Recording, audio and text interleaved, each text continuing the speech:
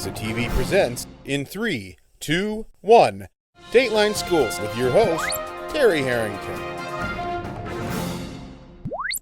We're about a month into the new school year, and this is about the time when we start seeing student absences starting to pile up. Truancy is not a laughing matter, so this week on Dateline Schools, we're going to take a look at the issue of truancy here in St. Clair County as we talk with St. Clair County Prosecutor Mike Wendling. And Mike, how important is it for students to be in school each and every day? I think it's crucially important for students to make every day of school that they're physically able to make. Obviously, there are absences that are excused. However, when students start to miss school days, especially together in a string, I think they fall behind. And once they fall behind, it's very hard to catch them up. And that's just something that just builds, whether they're in first grade and high school or middle school.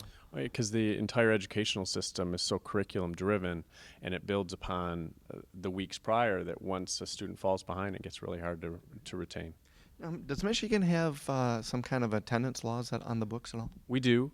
There's a criminal attendance law for parents that don't send their 6 to 16-year-old to school, and parents are responsible for that. And although there are situations where discipline or children who don't want to go to school maybe play hooky or traditionally play hooky, parents have an obligation to make sure their kids are in school. And if they don't, they're guilty of a misdemeanor in the state, and that's punishable by anywhere from 2 to 90 days in jail. Mm-hmm. And parents last year went to jail for students that didn't go to school.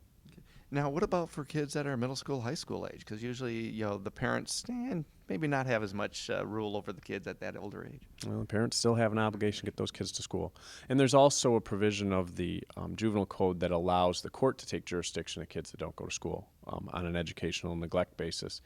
And the school can partner with the probate system and with the prosecutor's office and with law enforcement and Department of Human Services to make sure that those kids are in school. Mm-hmm.